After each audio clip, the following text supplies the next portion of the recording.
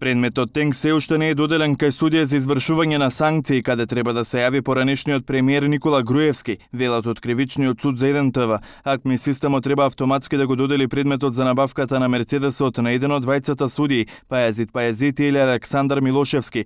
Тоа значи дека експремиерот Груевски го нема добиено упатниот акт со кој прво треба да се јави во Скопска единица. Тој бидејќи е жител на Скопје, во главниот град би требало да изврши затворската казна, но не е исклучено судија да одреди друг затвор во кој Груевски би поминал 2 години за решетки.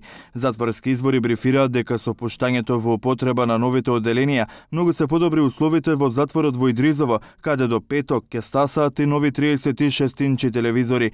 1 ТВ дознава дека веќе во Кумановскиот суд се подготвува чистење и прераспределба на келиите. Во јавноста веќе протече информацијата дека Груевски казната ќе извршува во Кумановскиот затвор, што го отвори пред 5 години. Кога се во прашање затворите и затворскиот систем во Република Македонија, не може да не се констатира дека пред 6 и 7 години истите беа во една незавидна положба и рефлектира една неубава слика за нашата држава. Таквата состојба беше сигнал дека треба да се преземат суштински чекори и да се реализираат сериозни и капитални проекти во овој домен.